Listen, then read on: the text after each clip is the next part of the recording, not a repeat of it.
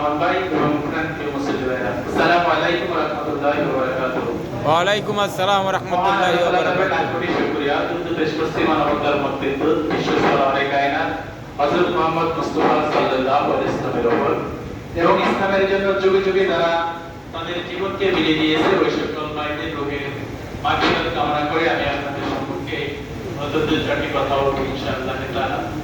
সম্মানিত উপস্থিতি, আপনারা জানেন বাংলাদেশ জামাতে ইসলামী বাংলাদেশ প্রতিষ্ঠার পর থেকে বাংলাদেশে কাজ করে যাচ্ছে, কিন্তু আমরা দীর্ঘ অনেক বছর অনেক সময় ধরে অধিকার হয়েছে, দীর্ঘকাল হয়ে গেছে, কিন্তু আমরা বাংলাদেশের প্রেক্ষাপটে শান্তি শান্তি করে মুখে ফেনাও উঠেছে, কিন্তু শান্তি কখনোই আমরা পাই না। পেয়েছি কিনা?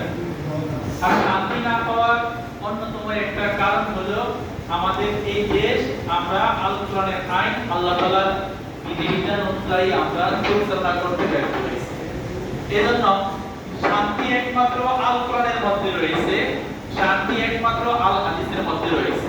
কোরআন এবং হাদিসকে এক পাশে রেখে কখনো শান্তি আপনার চিন্তা করা যায়, শান্তিকে চিন্তা করা যায় না।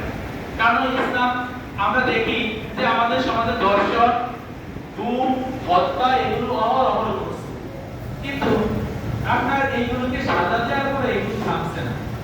কিন্তু আমাদের ইসলাম ধর্মে যেটা বর্ণনা করা আছে, ইসলামে যেটা বর্ণনা করা আছে, যে ব্যক্তি দর্শনে লিপ্ত হবে তাকে পাথর মেরে হত্যা করা, যে ব্যক্তি চুরি করবে তার হাত কেটে দেওয়া, এই ধরনের বিষয় আছে। এখন এই বিষয়টি যদি আপনার পরিপূর্ণভাবে পালন করা হয় তাহলে আপনার এই হত্যা, দর্শন, খুন এগুলোকে বন্ধ করা যাবে, নচেত এগুলোকে বন্ধ করা আদৌ সম্ভব নয়।